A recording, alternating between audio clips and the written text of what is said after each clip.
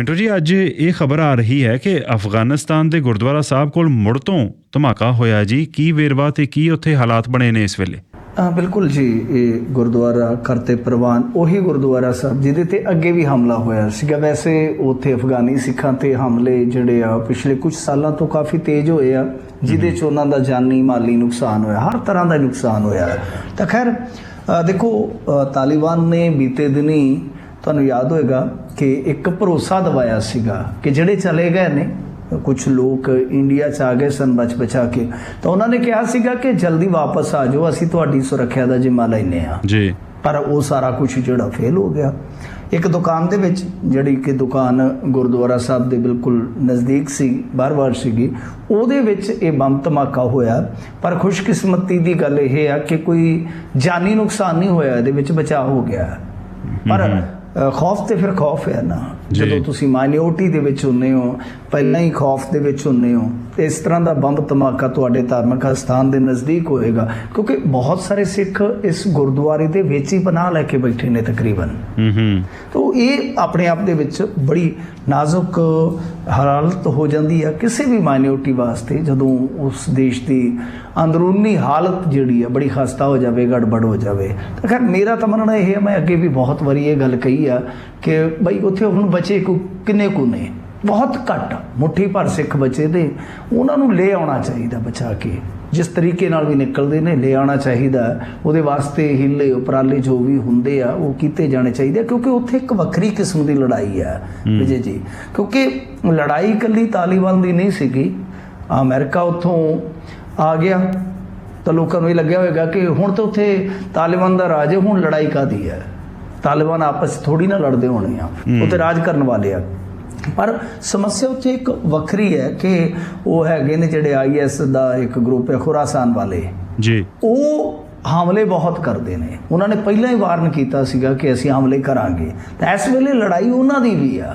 ਇਸ ਕਰਕੇ ਦੋ ਚੱਕੀ ਦੇ ਪੁੜਾਂ ਦੇ ਵਿਚਾਲੇ ਜੇ ਕੋਈ ਮਾਈਨੋਰਟੀ ਪਿਸ ਰਹੀ ਹੈ ਤਾਂ ਉਹਨੂੰ ਮੇਰੇ ਖਿਆਲ ਦੇ ਨਾਲ ਦੁਨੀਆ ਦੇ ਸਾਰੇ ਮੰਚਾਂ 'ਤੇ ਇੱਕ ਤਾਂ ਉਹਦੀ ਆਵਾਜ਼ ਨੂੰ ਬੁਲੰਦ ਕੀਤਾ ਜਾਣਾ ਚਾਹੀਦਾ, ਅਤੇ ਦੂਜਾ ਇਹਨੂੰ ਕਿ ਵੱਧ ਤੋਂ ਵੱਧ ਸੇਫ ਪੈਸੇਜ ਦੇ ਕੇ ਉਹਨੂੰ ਕਿਤੇ ਨਾ ਕਿਤੇ ਕੱਢ ਲੈਣਾ ਚਾਹੀਦਾ ਹੈ। ਬਸ ਇਹੀ ਲਾਸਟ ਉਪਰਾਲਾ ਮੱਚਦਾ ਹੈ, ਕਿਉਂਕਿ ਖੁਰਾਸਾਨ ਵਾਲੇ ਜਿਹੜੇ ਆ ਉੱਥੇ ਖੜਾ ਨਹੀਂ ਛੱਡ ਰਹੇ। ਲੜਾਈ ਉੱਥੇ ਜਿਹੜੀ ਆ ਆਉਣ ਵਾਲੇ ਸਮੇਂ ਦੇ ਵਿੱਚ ਵੀ ਕੁਛ ਇਸੇ ਕਿਸਮ ਦੀ ਹੋ ਸਕਦੀ ਆ। ਬਾਕੀ ਤਾਂ ਵੈਸੇ ਤੁਹਾਨੂੰ ਪਤਾ ਹੀ ਹੈ, ਲੜਾਈ ਤੋਂ ਗੱਲ ਜੇ ਆਪਾਂ ਦੇਖੀਏ ਤਾਂ ਉਹ ਕਿਸੇ ਨੇ ਕਿਹਾ ਸੀਗਾ ਕਿ ਇਹ ਦੁਨੀਆ ਨਫ਼ਰਤੋਂ ਕੀ ਆਖਰੀ ਸਟੇਜ पे है, इलाज इसका मोहब्बत के सिवा कुछ भी नहीं है।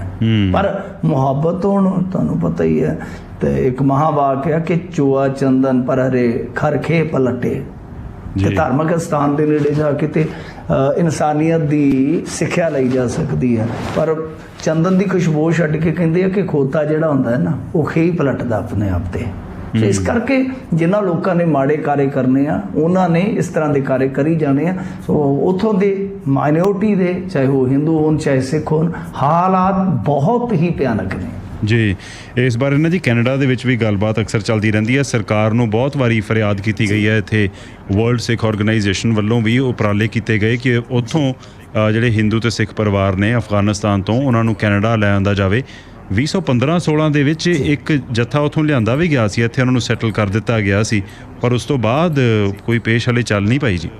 ਕੁਛ US 'ਚ ਵੀ ਹਨ ਜੀ, ਕੁਛ ਸੈਟਲਮੈਂਟ ਉੱਥੇ ਵੀ ਹੋਈ ਹੈ, ਪਰ ਜਿੰਨੇ ਕੁ ਬਚੇ ਨੇ ਮਾਈਨੋਰਟੀ ਵਾਲੇ, ਚਾਹੇ ਉਹ ਹਿੰਦੂ ਨੇ, ਚਾਹੇ ਚਾਹੇ ਉਹ ਸਿੱਖ ਨੇ, ਈਸਾਈ ਨੇ, ਤਾਂ ਉਹਨਾਂ ਨੂੰ ਕੱਢ ਲੈਣਾ ਚਾਹੀਦਾ। ਉਹ ਠੀਕ ਹੈ, ਜਿਵੇਂ ਤੁਸੀਂ ਕਿਹਾ ਕਿ ਕੈਨੇਡਾ ਦੇ ਵਿੱਚ ਵੀ ਮੰਗ ਉੱਠੀ ਹੈ, ਕੁਛ US ਦੇ ਵਿੱਚ ਵੀ। ਇੱਕ ਵਾਰੀ ਮੇਰੀ ਗੱਲ ਹੋਈ ਸੀ ਇੱਕ ਉਹਨਾਂ ਦੇ ਉੱਥੇ ਪਹੁੰਚੇ ਸਿੱਖ ਦੇ ਨਾਲ, ਤਾਂ ਇਸ ਤਰ੍ਹਾਂ ਇੰਡੀਆ ਜਾਂ ਇੱਥੇ ਪੰਜਾਬ ਦੇ ਵਿੱਚ ਜਿੱਥੇ ਵੀ ਸੈਟਲਮੈਂਟ ਹੋ ਸਕਦੀ ਕਰ ਲੈਣੀ ਚਾਹੀਦੀ ਹੈ, ਕਿਉਂਕਿ ਗੋਲੀ ਦੇ ਖੌਫ ਹੇਠ ਉੱਥੇ ਕੀ ਕਮਾਓਗੇ, ਕੀ ਖਾਓਗੇ, ਕੀ ਜ਼ਿੰਦਗੀ ਜੀਓਗੇ ਜੀ। ਮਿੰਟੂ ਜੀ, ਅਟਾਰਨੀ ਜਨਰਲ ਦੀ ਨਿਯੁਕਤੀ ਵਾਲਾ ਜਿਹੜਾ ਹੁਣ ਪੂਰਾ ਉਹਦਾ ਤਾਂ ਘਸਮਾਨ ਮਚਿਆ ਹੋਇਆ, ਤੇ ਹੁਣ ਇਸ ਸਭ ਦੇ ਵਿਚਕਾਰ ਮੁੱਖ ਮੰਤਰੀ ਭਗਵੰਤ ਸਿੰਘ ਮਾਨ ਦਿੱਲੀ ਪਹੁੰਚੇ ਹੋਏ ਨੇ ਜੀ।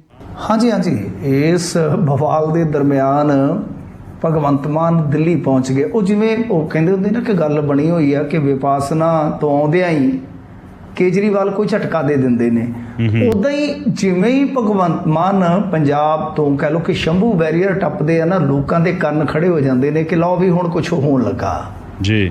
ਤਾਂ ਇਹ ਕੱਲ੍ਹ ਗਏ ਸਨ ਦਿੱਲੀ, ਅੱਜ ਇਹਨਾਂ ਦੀ ਮੁਲਾਕਾਤ ਕੇਜਰੀਵਾਲ ਸਾਹਿਬ ਦੇ ਨਾਲ ਹੋ ਰਹੀ ਆ ਤੇ ਰਾਘਵ ਚੱਡਾ ਵੀ ਨਾਲ ਨੇ, ਦੱਸਦੇ ਆ ਕਿ ਗੱਲਬਾਤ ਜਿਹੜੀ ਉੱਥੇ ਚੱਲ ਰਹੀ ਆ। ਦੇਖੋ ਕੁਛ ਵੀ ਆ, ਹੁਣ ਇਹ ਔਨ ਰਿਕਾਰਡ ਭਾਵੇਂ ਆਉਣ ਜਾਂ ਨਾ ਆਉਣ, ਆਫ ਦੀ ਰਿਕਾਰਡ ਤੇ ਬਹੁਤ ਤਰ੍ਹਾਂ ਦੀ ਬਹੁਤ ਸਾਰੀ ਚਰਚਾ ਜਿਹੜੀ ਆ ਉਹ ਸਾਨੂੰ ਸੁਣਾਈ ਦੇ ਰਹੀ ਆ। ਇੱਥੋਂ ਤੱਕ ਕਿਹਾ ਜਾ ਰਿਹਾ ਹੈ ਵਿਜੇ ਜੀ ਕਿ ਸਿੱਧੂ ਸਾਹਿਬ ਦਾ ਅਸਤੀਫਾ ਸ਼ਾਇਦ ਹਾਲੇ ਪ੍ਰਵਾਨ ਹੀ ਨਹੀਂ ਹੋਇਆ। ਅੱਛਾ ਜੀ, ਇਹ ਵੀ ਇੱਕ ਚਰਚਾ ਹੈ, ਆਫ ਦੀ ਰਿਕਾਰਡ ਇਹ ਚਰਚਾ ਚੱਲ ਰਹੀ ਹੈ, ਸੋਰਸਸ ਦੱਸ ਰਹੇ ਨੇ। ਔਰ ਇੱਥੋਂ ਤੱਕ ਕਿ ਅੱਜ ਜੇ ਤੁਸੀਂ ਭਗਵੰਤ ਮਾਨ ਹੋਰਾਂ ਦੀ ਬੋਡੀ, ਕਿਉਂਕਿ ਉਹਨਾਂ ਦੀ ਬੋਡੀ ਲੈਂਗੁਏਜ ਬਹੁਤ ਕੁਝ ਦੱਸਦੀ ਹੈ, ਕਿਉਂਕਿ ਉਹ ਆਰਟਿਸਟ ਨੇ ਪੁਰਾਣੇ, ਬਹੁਤ ਕੁਝ ਉਹ ਲੁਕਾ ਵੀ ਜਾਂਦੇ ਨੇ, ਪਰ ਬਹੁਤ ਕੁਝ ਉਹਨਾਂ ਦੀ ਬੋਡੀ ਲੈਂਗੁਏਜ ਜਿਹੜੀ ਹੈ ਨਾ ਉਹ ਦੱਸ ਦਿੰਦੀ ਹੈ। ਉਹਨਾਂ ਦਾ ਰਿਐਕਸ਼ਨ ਕਰਨ ਦਾ ਢੰਗ ਹੈ ਨਾ, ਜਿਹੜਾ ਰਿਐਕਟ ਕਰਨ ਦਾ ਢੰਗ ਹੈ ਉਹ ਦੱਸ ਦਿੰਦਾ ਕੁਛ ਨਾ ਕੁਛ। ਤਾਂ ਉਹਨਾਂ ਨੂੰ ਤੇ ਅੱਜ ਨਵੇਂ ਜਿਹੜੇ ਕੀਤੇ ਗਏ ਨੇ ਨਿਯੁਕਤ ਏਜੀ, ਜਿਹੜਾ ਕਿ ਕਥਿਤ ਤੌਰ ਤੇ ਇੱਕ ਹੁਣ ਚਰਚਾ ਹੀ ਹੈ, ਤਾਂ ਉਹਦੇ 'ਚ ਉਹ ਨਾ ਹੀ ਭੁੱਲ ਗਏ ਉਹਨਾਂ ਦਾ। ਜੇ ਮੁੱਖ ਮੰਤਰੀ ਨੇ ਅਪੁਆਇੰਟ ਕੀਤਾ ਹੋਵੇ, ਤੁਸੀਂ ਸੋਚੋ ਕਿ ਐਡਵੋਕੇਟ ਜਨਰਲ ਦਾ ਵੀ ਕੋਈ ਨਾਂ ਭੁੱਲਦਾ ਹੈ। ਉਹ ਤੇ ਵਿਨੋਦ ਕਈ ਨੂੰ ਸ਼ਾਇਦ ਵਿਨੀਤ ਕਿ ਵਿਨੋਦ ਕਈ ਜਾਂਦੇ ਸੀਗੇ, ਕੁਝ ਐਸਾ ਬੋਲ ਰਹੇ ਸੀਗੇ। ਤਾਂ ਗੱਲ ਇਹ ਆ ਕਿ ਇਹ ਚਰਚਾ ਵੀ ਚੱਲ ਰਹੀ ਹੈ ਬਰੋਬਰ ਕਿ ਹਾਲੇ ਮਤਲਬ ਕਿ ਅੜਫਸ ਚੱਲਦੀ ਪਈ ਆ, ਕਿਉਂਕਿ ਤੁਸੀਂ ਸੋਸ਼ਲ ਮੀਡੀਆ ਤੇ ਵੀ ਦੇਖਿਆ ਹੋਣਾ, ਸਿੱਧੂ ਸਾਹਿਬ ਦੇ ਹੱਕ ਦੇ ਵਿੱਚ ਕਾਫੀ ਲੋਕ ਖਲੋਤੇ ਨੇ। ਇਸ ਸਾਰੇ ਵਤੀਰੇ ਦੀ ਨਿੰਦਿਆ ਕੀਤੀ ਜਾ ਰਹੀ, ਔਰ ਸਭ ਤੋਂ ਵੱਡੀ ਸਮੱਸਿਆ ਜਿਹੜੀ ਹੁੰਦੀ ਹੈ ਤੁਹਾਨੂੰ ਪਤਾ ਵਿਰੋਧਾਭਾਸ ਦੀ ਰਾਜਨੀਤੀ 'ਚ, ਕਿਉਂਕਿ ਜਦੋਂ ਤੁਸੀਂ ਵਿਰੋਧਾਭਾਸ 'ਚ ਫਸ ਜਾਂਦੇ ਹੋ ਬਹੁਤ ਔਖਾ ਹੋ ਜਾਂਦਾ ਤੁਹਾਨੂੰ ਮੁੜਨਾ, ਬਹੁਤ ਔਖਾ ਹੋ ਜਾਂਦਾ। ਵਿਰੋਧਾਭਾਸ ਇਉਂ ਹੈ ਕਿ ਜਦੋਂ APS ਦਿਓਲ ਨੂੰ ਤੁਹਾਨੂੰ ਯਾਦ ਹੋਏਗਾ ਬਣਾਇਆ ਸੀਗਾ ਇਹਨਾਂ ਨੇ ਜੀ ਚੰਨੀ ਸਰਕਾਰ ਵਿੱਚ, ਤਾਂ ਉਸ ਟਾਈਮ ਹਰਪਾਲ ਚੀਮਾ ਜੀ ਨੇ ਇੱਕ ਲੰਮੀ ਚੌੜੀ ਪ੍ਰੈਸ ਕਾਨਫਰੰਸ ਕੀਤੀ ਸੀ ਆਪਣੇ ਸਾਥੀਆਂ ਸਮੇਤ ਕਿ ਇਹ ਨਿਆਂ ਦਵਾਊਗਾ ਜੀ, ਜਿਹੜਾ ਬੰਦਾ ਖੁਦ ਸੈਣੀ ਦੇ ਕੇਸ ਲੜਦਾ, ਮੁਕੱਦਮੇ ਲੜਦਾ। ਅੱਜ ਉਹੀ ਇਸ ਵੇਲੇ ਹਾਲਤ ਇਹਨਾਂ ਦੀ ਹੈ, ਕਿਉਂਕਿ ਜਿਹੜੇ ਨਵੇਂ ਏਜੀ ਨਿਯੁਕਤ ਕੀਤੇ ਗਏ ਨੇ, ਜਿਨ੍ਹਾਂ ਦੀ ਨਿਯੁਕਤੀ ਦੇ ਚਰਚੇ ਨੇ ਬੇਸਿਕਲੀ, ਤਾਂ ਉਹਨਾਂ ਬਾਰੇ ਵੀ ਕਿਤੇ ਨਾ ਕਿਤੇ ਇਹੀ ਚਰਚਾ ਹੈ ਕਿ ਉਹਨਾਂ ਨੇ ਵੀ ਇਸ ਤਰ੍ਹਾਂ ਦੇ ਕੇਸ ਫੜੇ ਹੋਏ ਨੇ ਮਾਝੀ ਦੇ ਵਿੱਚ, ਅਤੀਤ ਦੇ ਵਿੱਚ ਉਹ ਵੀ ਇਹ ਕੇਸ ਲੜਦੇ ਰਹੇ ਨੇ। ਹੁਣ ਇਹਨਾਂ ਕੋਲ ਕੋਈ ਇਸ ਗੱਲ ਦਾ ਜਵਾਬ ਨਹੀਂ ਹੈਗਾ। ਕਿਉਂ? ਕਿਉਂਕਿ ਇਹ ਪਹਿਲਾਂ APS ਦਿਓਲ ਦੀ ਨਿਯੁਕਤੀ ਤੇ ਸਵਾਲ ਚੁੱਕ ਚੁੱਕੇ ਨੇ ਜੀ, ਇਸ ਕਰਕੇ ਇਹਨਾਂ ਨੇ ਚੁੱਪ ਹੀ ਧਾਰੀ ਹੋਈ ਹੈ, ਇਸ ਮੁੱਦੇ ਤੇ ਬੋਲ ਨਹੀਂ ਰਹੇ ਬਹੁਤਾ। ਬਹੁਤ ਸਾਰੀਆਂ ਚਰਚਾਵਾਂ ਨੇ, ਆਫ ਦੀ ਰਿਕਾਰਡ ਤੇ ਵੀ ਦੱਸਿਆ ਜਾ ਰਿਹਾ ਕਿ ਸਿੱਧੂ ਸਾਹਿਬ ਲਾਅ ਆਫਿਸਰਸ ਦੀ ਜਿਹੜੀ ਨਿਯੁਕਤੀ ਸੀਗੀ ਕਿਤੇ ਨਾ ਕਿਤੇ ਉਹਦੀ ਇੰਟਰਫੇਰੈਂਸ ਤੋਂ ਦੁਖੀ ਸਨ। ਦਖਲ ਦਿੱਤਾ ਜਾ ਰਿਹਾ ਸੀਗਾ ਕਿ ਲਾਅ ਆਫਿਸਰ ਜਿਹੜੇ ਸਾਡੀ ਪਸੰਦ ਦੇ ਲਾਓ, ਇਹ ਪਸੰਦ ਨਾ ਪਸੰਦ ਦਾ ਹੀ ਤਾਂ ਰੌਲਾ ਹੁੰਦਾ ਨਾ, ਤੁਹਾਨੂੰ ਪਤਾ ਹੀ ਆ। ਸਭ ਤੋਂ ਵੱਡੀ ਗੱਲ ਆ ਕਿ ਦੇਖੋ ਚਲੋ ਇਹ ਚਰਚਾਵਾਂ ਚੱਲਦੀਆਂ ਰਹਿੰਦੀਆਂ ਨੇ ਵਿਜੇ ਜੀ, ਸਰਕਾਰ ਬਹੁਤ ਮਹੱਤਵਪੂਰਨ ਕੇਸ ਲੜ ਰਹੀ ਆ, ਚਾਹੇ ਉਹ ਗੈਂਗਸਟਰਾਂ ਦੇ ਕੇਸ ਹੋਣ, ਚਾਹੇ ਉਹ ਬੈਬਲ ਵਾਲਾ ਮਸਲਾ ਹੋਵੇ, ਚਾਹੇ ਬੇਅਦਬੀਆਂ ਦਾ ਮਾਮਲਾ ਹੋਵੇ, ਡਰੱਗ ਦੇ ਕੁਝ ਮਹੱਤਵਪੂਰਨ ਮੁੱਦੇ ਆ ਜਿਹਦੇ 'ਚ ਲਾ ਲਓ ਕਿ ਵਿਕਰਮ ਮਜੀਠੀਆ ਵਾਲਾ ਕੇਸ ਆ, ਫਿਰ ਕਰਪਸ਼ਨ ਦੇ ਬੜੇ ਹਾਈ ਪ੍ਰੋਫਾਈਲ ਕੇਸ ਆ। ਤਾਂ ਕਹਿਣ ਦਾ ਮਤਲਬ ਇਹ ਆ ਕਿ 3 ਮਹੀਨੇ ਤੋਂ ਵੱਧ ਸਮਾਂ ਤੇ ਇਹਨਾਂ ਨੇ ਲਾਅ ਆਫਿਸਰਾਂ ਦੀ ਨਿਯੁਕਤੀ ਕਰਨ ਤੇ ਲਾ ਦਿੱਤਾ। ਜਦੋਂ ਹੋਣ ਲੱਗੀ ਤੇ ਮਾਮਲਾ ਜਿਹੜਾ ਉਹ ਕਾਨੂੰਨੀ ਪੇਚੇ 'ਚ ਫਸ ਗਿਆ। ਚਲੋ ਉਹ ਤੋਂ ਬਾਅਦ ਫਿਰ ਛੁੱਟੀ ਕਰ ਦਿੱਤੀ ਜਾਂਦੀ ਹੈ ਏਜੀ ਸਾਹਿਬ ਦੀ, ਐਡਵੋਕੇਟ ਜਨਰਲ ਦੀ। ਪਰ ਹੁਣ ਵੱਡਾ ਸਵਾਲ ਇਹ ਆ ਕਿ ਜੇ ਇਹੀ ਰੇੜਕਾ ਰਿਹਾ, ਖਬਰ ਇਹ ਵੀ ਆ ਰਹੀ ਹੈ ਕਿ ਕੁਝ ਵਿਧਾਇਕ ਵੀ ਉੱਥੇ ਪਹੁੰਚੇ ਹੋਏ ਨੇ, ਪਤਾ ਨਹੀਂ ਸਾਰੇ ਆ ਜਾਂ ਕੁਝ ਪਹੁੰਚੇ ਹੋਏ ਨੇ, ਜਿਵੇਂ ਉਹੀ ਲੱਛਣ ਤਕਰੀਬਨ ਉਹੀ ਨੇ। ਉਹ ਕਹਿੰਦੇ ਨੇ ਜਿਹੜੇ ਰੋਗ ਨਾਲ ਬੱਕਰੀ ਮਰ ਗਈ ਉਹੀ ਰੋਗ ਪਠੋਰੇ ਨੂੰ ਜੀ, ਕਿ ਜਿਵੇਂ ਚੰਨੀ ਸਰਕਾਰ ਦੇ ਵਿੱਚ ਹੁੰਦਾ ਸੀ ਭੱਜ ਕੇ ਦਿੱਲੀ ਆ ਜਾਓ ਜੀ, ਲੋਕ ਚੰਨੀ ਸਾਹਿਬ ਨੂੰ ਤੇ ਉਹਦੇ ਘਰ ਮਿਲਣ ਜਾਂਦੇ ਸੀ, ਘਰ ਵਾਲੇ ਦੱਸਦੇ ਹੁਣ ਇਹ ਦਿੱਲੀ ਨੂੰ ਨਿਕਲੇ ਆ, ਤੇ ਉੱਥੇ ਸੱਜਣ ਕੁਝ ਦਿੱਲੀ ਪਹੁੰਚਦੇ ਉਹ ਕਹਿੰਦੇ ਪੰਜਾਬ ਚਲੇ ਗਿਆ, ਉੱਥੋਂ ਫਿਰ ਲੜਾਈ ਹੋ ਗਈ ਜੀ, ਸ਼ਾਮ ਨੂੰ ਫਿਰ ਚਲੇ ਗਏ ਨੇ ਉਹ। ਮਤਲਬ ਕਿ ਦਿੱਲੀ ਅਸੀਂ ਤਾਂ ਕਿਹਾ ਇੱਕ ਪੱਕੀ ਬੈਰਕ ਪਾ ਦਿਓ ਇਹਨਾਂ ਨੂੰ ਸ਼ੰਭੂ ਬੈਰੀਅਰ ਦੇ ਨੇੜੇ, ਇੱਥੇ ਹੀ ਬਹਿ ਜਾਣ, ਇੱਥੇ ਹੀ ਲੜ ਲੈਣ ਤੇ ਇੱਥੇ ਤੁਹਾਡੇ ਕੋਲ ਜਾ ਕੇ ਤੇ ਨਵੇੜਾ ਕਰ ਲੈਣ। ਤਾਂ ਉਹੀ ਚੱਲ ਰਿਹਾ ਸਾਰਾ ਕੁਝ।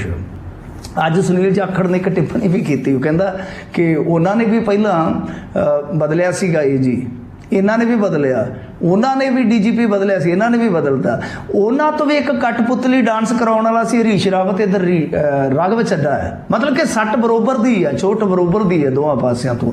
ਤਾਂ ਗੱਲ ਇਹ ਆ ਕਿ ਇਹਨਾਂ ਦਾ ਜਿਹੜਾ ਇਹ ਰੇੜਕਾ ਪਿਆ ਉਹਦੇ 'ਚ ਨਿਯੁਕਤੀ ਹੋਣੀ, ਔਰ ਉਸ ਤੋਂ ਬਾਅਦ ਲਾਅ ਆਫਿਸਰਾਂ ਦੀ ਟੀਮ ਸੈੱਟ ਕਰਦਿਆਂ ਜੇ ਮੰਨ ਲਓ ਫਿਰ 4-5 ਮਹੀਨੇ ਨਿਕਲ ਜਾਂਦੇ ਆ, 2 ਮਹੀਨੇ ਨਿਕਲ ਜਾਂਦੇ ਆ, ਤੇ ਜਿਹੜੇ ਕੇਸਾਂ ਦੀ ਆਪਾਂ ਗੱਲ ਕਰ ਰਹੇ ਹਾਂ ਉਹ ਤੇ ਗੱਲ ਫਿਰ ਉੱਥੇ ਹੀ ਆ।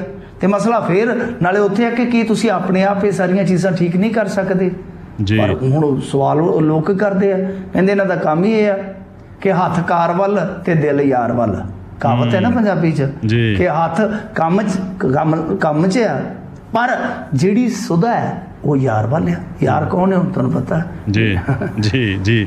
ਅੱਛਾ, ਇਹ ਦੱਸਿਓ, ਸਿਮਰਨਜੀਤ ਸਿੰਘ ਮਾਨ ਨੇ ਸੰਸਦ ਦੇ ਵਿੱਚ ਇੱਕ ਹੋਰ ਮੁੱਦਾ ਉਠਾਇਆ ਜੀ। ਉਹ ਕਹਿੰਦੇ ਵੀ ਸੁਪਰੀਮ ਕੋਰਟ ਦੇ ਵਿੱਚ ਕੋਈ ਸਿੱਖ ਜੱਜ ਨਹੀਂ ਹੈ। ਕੀ ਵੇਰਵਾ ਜੀ ਇਸ ਗੱਲਬਾਤ ਦਾ? ਦੇਖੋ ਮਾਨ ਸਾਹਿਬ ਨੇ ਅੱਜ ਚੁੱਕ ਲਿਆ ਸਵਾਲ ਉੱਥੇ। ਵੈਸੇ ਮਾਨ ਸਾਹਿਬ ਚੱਕਣਗੇ ਸਵਾਲ ਤੇ ਪੂਰੇ ਤਕੜੇ ਕਰਾਰੇ ਸਵਾਲ ਹੀ ਕਰਨਗੇ ਉੱਥੇ, ਲੱਗਦਾ ਇਹੋ ਆ, ਕਿਉਂਕਿ ਉਹਨਾਂ ਨੇ ਪਹਿਲਾਂ ਸਾਫ਼ ਕੀਤਾ ਹੋਇਆ ਏਜੰਡਾ ਆਪਣਾ ਕਿ ਮੈਂ ਆਪਣੀ ਕੌਮ ਨਾਲ ਜੁੜੇ ਮੁੱਦੇ ਚੁੱਕਾਂਗਾ, ਮਸਾਇਲ ਚੁੱਕਾਂਗਾ। ਤਾਂ ਲੱਗਦਾ ਇਹੋ ਹੈ ਕਿ ਬੰਦੀ ਸਿੰਘਾਂ ਦੀ ਰਿਹਾਈ ਦਾ ਮਸਲਾ ਹੋਵੇ ਜਾਂ ਹੋਰ ਮਸਲੇ ਹੋਣ, ਉਹ ਚੁੱਕਣਗੇ। ਪਰ ਉਹਨਾਂ ਨੇ ਜਦੋਂ ਅੱਜ ਉੱਥੇ ਬਹਿਸ ਹੋ ਰਹੀ ਸੀਗੀ, ਮਾਮਲਾ ਤੇ ਕੁਝ ਮੇਰੇ ਖਿਆਲ ਦੇ ਨਾਲ ਬਿਹਾਰ ਤੇ ਝਾਰਖੰਡ ਦੇ ਵਿੱਚ ਕੁਝ ਜੱਜਾਂ ਦੀਆਂ ਨਿਯੁਕਤੀਆਂ ਦੀ ਦੇਰੀ ਦਾ ਸੀਗਾ ਮਾਮਲਾ ਜਿਹੜਾ।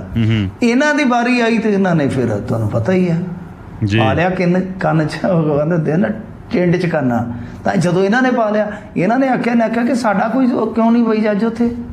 ਤਾਂ ਫਿਰ ਬਕਾਇਦਾ ਕਾਨੂੰਨ ਮੰਤਰੀ ਨੂੰ ਜਵਾਬ ਦੇਣਾ ਪਿਆ। ਉਹ ਕਹਿੰਦੇ ਸਰਦਾਰ ਸਾਹਿਬ ਗੱਲ ਇਹ ਆ ਕਿ ਇਹਦੇ ਵਿੱਚ ਰਿਜ਼ਰਵੇਸ਼ਨ ਥੋੜੀ ਚੱਲਦਾ ਹੈ, ਇਹ ਕੋਈ ਰਿਜ਼ਰਵੇਸ਼ਨ ਦਾ ਮੁੱਦਾ ਥੋੜੀ ਹੈਗਾ ਕਿ ਨਿਯੁਕਤੀਆਂ ਜਿਹੜੀਆਂ ਰਿਜ਼ਰਵੇਸ਼ਨ ਦੇ ਆਧਾਰ ਤੇ ਹੁੰਦੀਆਂ, ਉੱਥੇ ਸਾਰਾ ਕੁਛ ਹੈ ਜਿਹੜਾ ਉਹ ਇੱਕ ਪ੍ਰਕਿਰਿਆ ਦੇ ਤਹਿਤ ਹੁੰਦਾ ਹੈ, ਕੋਈ ਕੋਟਾ ਨਹੀਂ ਹੈ। ਤੇ ਕਿਸੇ ਵੀ ਵਿਅਕਤੀ ਵਿਸ਼ੇਸ਼ ਨੂੰ ਉੱਥੇ ਕੋਈ ਰੋਕ ਨਹੀਂ ਹੈ, ਕੋਈ ਵੀ ਆਪਣੀ ਕਾਬਲੀਅਤ ਦੇ ਸਿਰ ਤੇ ਪਹੁੰਚ ਸਕਦਾ। ਯਾਨੀ ਕਾਨੂੰਨ ਮੰਤਰੀ ਕਿਰਨ ਰਿਜੀਜੂ ਜੀ ਨੂੰ ਖੁਦ ਜਵਾਬ ਦੇਣਾ ਪਿਆ ਉੱਠ ਕੇ ਇਸ ਗੱਲ ਦਾ। ਪਰ ਮੇਰੇ ਖਿਆਲ ਦੇ ਨਾਲ ਦੇਖੋ ਗੱਲ ਕੀ ਹੈ ਕਿ ਮਾਨ ਸਾਹਿਬ ਬਹੁਤ ਸਿਆਣੇ ਨੇ। ਵੈਸੇ ਉਹ ਕਈ ਵਾਰ ਤੁਹਾਨੂੰ ਪਤਾ ਹੀ ਹੈ ਗੱਲ ਤੇ ਜਿਹੜੀ ਕਰਦੇ ਆ। ਦੂਜੇ ਪਾਸੇ ਜੇ ਦੇਖੀਏ ਤੇ 17 ਦੇ ਵਿੱਚ ਚੀਫ ਜਸਟਿਸ ਸੀ ਜੋ CJI ਸੀਗਾ, ਚੀਫ ਜਸਟਿਸ ਆਫ ਇੰਡੀਆ, ਉਹ ਸਿੱਖ ਸੀਗਾ, JS ਖੈਰ, ਜਿਹੜੇ ਕਿ ਕੈਨੀਆ ਦੇ ਵਿੱਚ ਜੰਮੇ ਸੀਗੇ, ਪਰ ਬਾਅਦ ਦੇ ਵਿੱਚ ਤੁਸੀਂ ਦੇਖ ਲਓ ਕਿ ਇੰਡੀਆ 'ਚ ਕਿਸ ਪਦਵੀ ਤੇ ਪਹੁੰਚੇ। ਤਾਂ ਇਹਦੇ ਵਾਸਤੇ ਤਾਂ ਇੱਕ ਅਲੱਗ ਤੋਂ ਪ੍ਰਕਿਰਿਆ ਹੈ। ਮੈਨੂੰ ਨਹੀਂ ਪਤਾ ਕਿ ਮਾਨ ਸਾਹਿਬ ਇਸ ਗੱਲ ਤੋਂ ਜਾਣੂ ਨੇ ਕਿ ਅਣਜਾਣ ਨੇ, ਪਰ ਮੈਨੂੰ ਨਹੀਂ ਲੱਗਦਾ ਕਿ ਅਣਜਾਣ ਹੋਣਗੇ, ਕਿਉਂਕਿ ਇੱਕ ਸਿਸਟਮ ਹੈ। ਹਾਈ ਕੋਰਟ ਤੇ ਸੁਪਰੀਮ ਕੋਰਟ ਦੇ ਜੱਜਾਂ ਦੀ ਨਿਯੁਕਤੀ ਤਕਰੀਬਨ ਸਾਰੀ ਜਿਹੜੀ ਹੈ ਉਹ ਜੱਜਾਂ ਦੇ ਹੱਥ ਹੀ ਹੈ। ਹਾਲਾਂਕਿ ਦੋਸ਼ ਲੱਗਦੇ ਪਰਿਵਾਰਵਾਦ ਦੇ, ਪਰ ਉਹਦੇ 'ਚ ਕਾਲੀਜੀਅਮ ਸਿਸਟਮ ਹੈ ਵਿਜੇ ਜੀ। ਮੈਨੂੰ ਨਹੀਂ ਪਤਾ ਤੁਹਾਡੇ ਇੱਧਰ ਵੀ ਕਿਤੇ ਹੋਵੇ ਕਿਸੇ ਮੁਲਕ ਦੇ ਵਿੱਚ। ਕਾਲੀਜੀਅਮ ਸਿਸਟਮ ਕੀ ਹੈ ਕਿ ਉਹਦੇ 'ਚ CJI ਹੋ ਗਿਆ, ਤਾਂ 4 ਜਿਹੜੇ ਸੁਪਰੀਮ ਕੋਰਟ ਦੇ ਮੋਸਟ ਸੀਨੀਅਰ ਜੱਜ, ਤਾਂ ਉਹ 5 ਦਾ ਹੋ ਗਿਆ ਕਾਲੀਜੀਅਮ।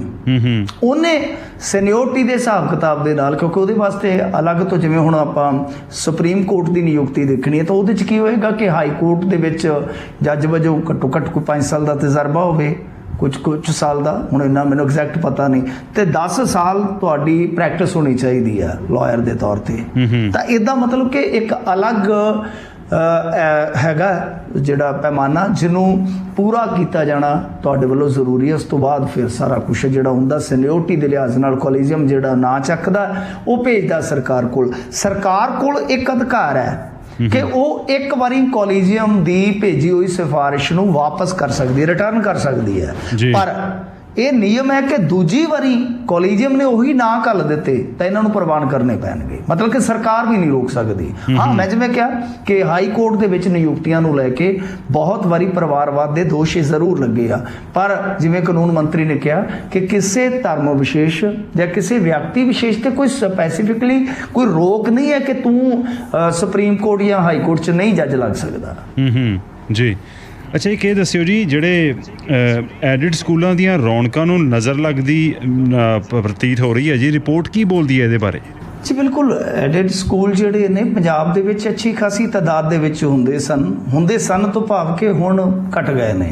ਐਡਿਡ ਸਕੂਲ ਮਤਲਬ ਕਿ ਜਿੱਥੇ ਸਰਕਾਰ ਵੱਲੋਂ ਏਡ ਮਿਲਦੀ ਹੈ ਉਹਨਾਂ ਨੂੰ, ਸਹਾਇਤਾ, ਜਿਵੇਂ ਆਪਾਂ ਕਹਿ ਲਈਏ ਸਰਕਾਰ ਦੀ ਸਹਾਇਤਾ ਪ੍ਰਾਪਤ ਸਕੂਲ ਜਿਹੜੇ ਆ। ਅੱਛਾ ਜੀ। ਤਾਂ ਏਡਡ ਕੀ ਹੁੰਦੀ ਸੀਗੀ, ਜਿੱਦਾਂ ਲਾ ਲਓ ਕਿ 95% ਜਿਹੜੀ ਸਾਡੀ ਸੂਬਾਈ ਗੌਰਮੈਂਟ ਹੁੰਦੀ ਆ ਉਹ ਦਿੰਦੀ ਆ, ਤੇ 5% ਜਿਹੜਾ ਤਨਖਾਹਾਂ ਦਾ ਖਰਚਾ ਹੁੰਦਾ ਹੈ ਉਹ ਮੈਨੇਜਮੈਂਟ ਚੋਂ ਚੁੱਕਦੀ ਆ। ਇਹ ਹੁੰਦਾ ਕਿ ਇਹਨਾਂ ਦਾ ਫਾਰਮੂਲਾ।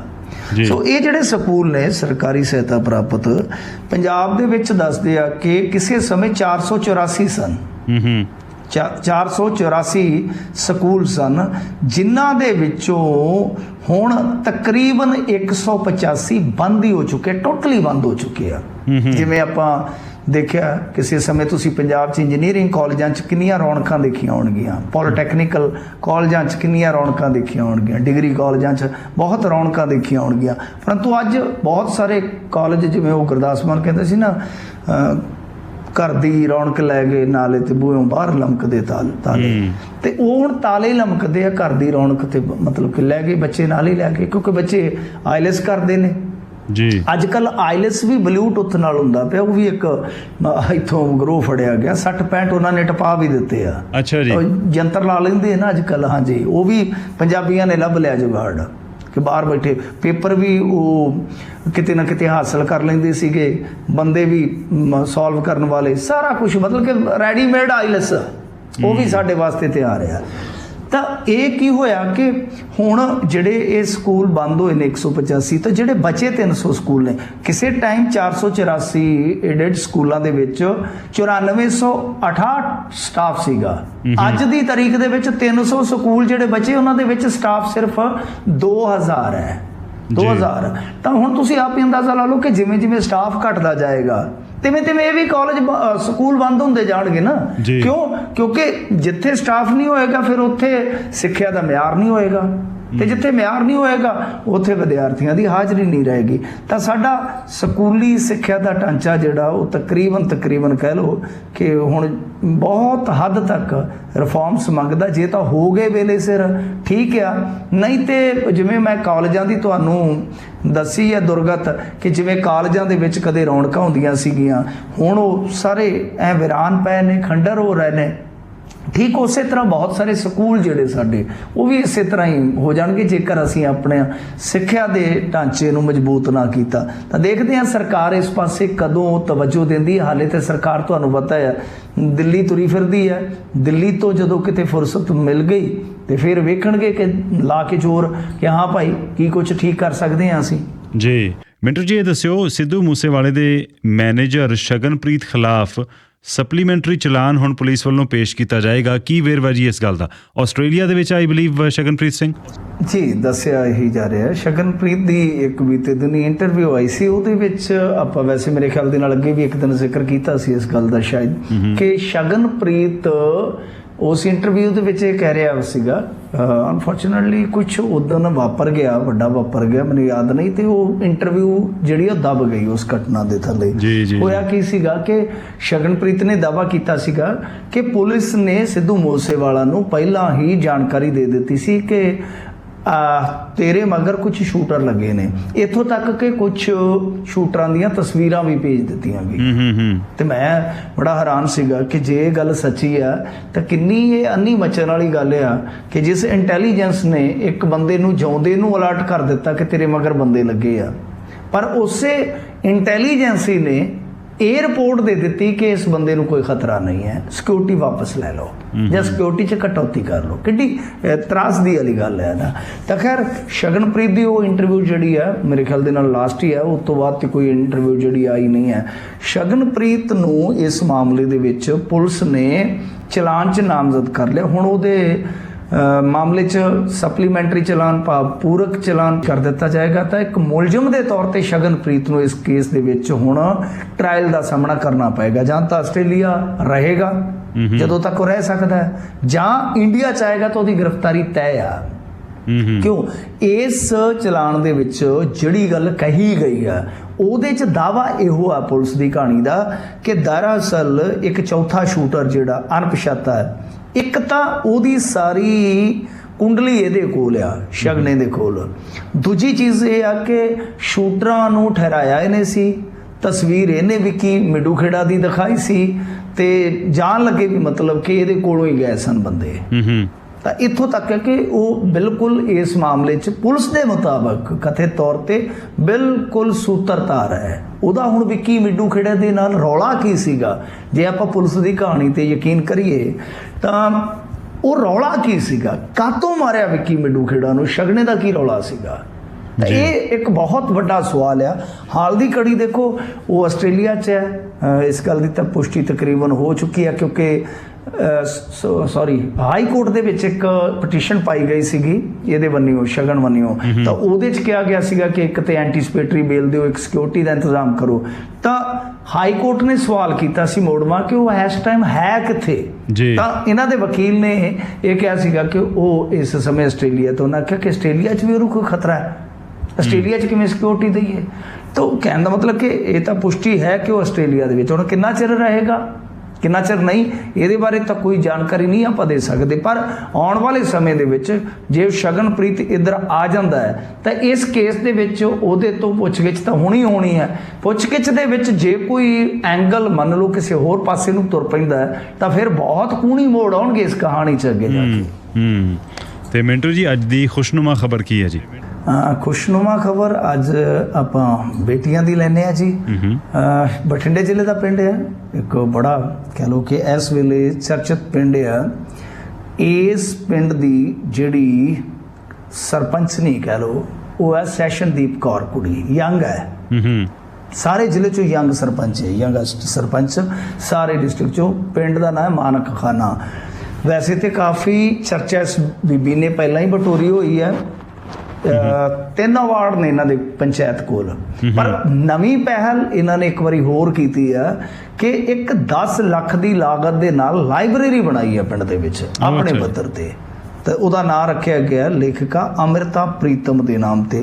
ਪਿੰਡ ਦੇ ਵਿੱਚ ਤਾਂ ਬਹੁਤ ਕੁਛ ਹੈ, ਸਟਰੀਟ ਲਾਈਟਾਂ ਤੋਂ ਲੈ ਕੇ ਜੇ ਤੁਸੀਂ ਦੇਖੋਗੇ ਤਾਂ ਜਿਹੜਾ ਰੇਨ ਵਾਟਰ ਹਾਰਵੈਸਟਿੰਗ ਸਿਸਟਮ ਹੁੰਦਾ ਉਹ ਤੱਕ ਲੱਗਾ ਹੋਇਆ ਹੈ। ਕੂੜਾ ਚਾਹੇ ਸੁੱਕਾ ਕੂੜਾ ਚਾਹੇ ਗਿੱਲਾ ਕੂੜਾ ਹੈ, ਉਹ ਦੋਵਾਂ ਤਰ੍ਹਾਂ ਦਾ ਜਿਹੜਾ ਕੂੜਾ ਹੈ ਉਹਨੂੰ ਨਿਬੇੜਨ ਵਾਲਾ ਕੰਮ ਹੈ ਜਿਹੜਾ ਉਹ ਅੱਡ-ਅੱਡ ਤੌਰ ਤੇ ਚੱਲਦਾ ਰਹਿੰਦਾ ਹੈ। ਇੱਥੋਂ ਤੱਕ ਹੈ ਪਿੰਡ ਦਾ ਪ੍ਰਬੰਧ।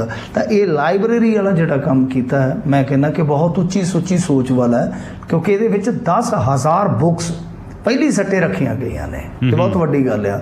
ਸੋ ਬਹੁਤ ਮਾਣ ਵਾਲੀ ਗੱਲ ਹੈ ਕਿ ਇਸ ਤਰ੍ਹਾਂ ਦੀਆਂ ਬੇਟੀਆਂ ਜਿਹੜੀਆਂ ਨੇ ਉਹ ਸਾਡੇ ਸਮਾਜ ਦੇ ਵਿੱਚ ਹਾਲੇ ਹੈ ਜੀ, ਬਿਲਕੁਲ ਉਹ ਦਿਸ਼ਾ ਦੇ ਰਹੀਆਂ ਨੇ ਸਮਾਜ ਨੂੰ। ਇੱਕ ਨਾ ਬੜੀ ਸੋਹਣੀ ਮੈਂ ਇੱਕ ਗੱਲ ਪੜ੍ਹੀ ਸੀਗੀ ਸੋਸ਼ਲ ਮੀਡੀਆ ਤੇ ਕਿ ਜ਼ਰੂਰੀ ਨਹੀਂ ਰੋਸ਼ਨੀ ਚਿਰਾਗੋਂ ਸੇ ਹੀ ਹੋ, ਬੇਟੀਆਂ ਵੀ ਘਰ ਮੇਂ ਉਜਾਲਾ ਕਰਤੀ ਹੈ ਜੀ। ਤਾਂ ਮੇਰੇ ਖਿਆਲ ਦੇ ਨਾਲ ਇਸ ਲੇਖਕ ਦੀ ਕਲਪਨਾ ਤੋਂ ਵੱਧ ਹੈ ਕਿ ਬੇਟੀਆਂ ਇਕੱਲੀ ਘਰ ਦੀ ਰੋਸ਼ਨੀ ਨਹੀਂ ਕਰਦੀਆਂ, ਬੇਟੀ ਸਮਾਜ ਨੂੰ ਵੀ ਰੋਸ਼ਨ ਕਰਦੀਆਂ ਨੇ। ਸੋ ਇਸ ਕਰਕੇ ਇਹੋ ਜੀ ਕੁੜੀ ਤੇ ਇਹੋ ਜੀ ਬੀਬੀ ਤੇ ਵਾਕਿਆ ਮਾਣ ਕੀਤਾ ਜਾਣਾ ਚਾਹੀਦਾ। ਹੁਣ ਤੇ ਵੈਸੇ ਹੋਰ ਵੀ ਬੀਬੀਆਂ ਹੈਗੀਆਂ ਨੇ ਸਰਪੰਚਨੀਆਂ ਜਿਨ੍ਹਾਂ ਨੇ ਆਪਣੇ ਪਿੰਡ ਪੂਰੇ ਲਿਸ਼ਕਾਏ ਹੋਏ ਨੇ, ਪਰ ਇਸ ਕੁੜੀ ਦਾ ਮੁਕਾਮ ਲੱਗ ਗਿਆ ਕਿਉਂਕਿ 3 ਬਹੁਤ ਵੱਡੇ ਪੁਰਸਕਾਰ ਜਿੱਤੇ ਨੇ ਇਹਨਾਂ ਦੀ ਪੰਚਾਇਤ ਨੇ।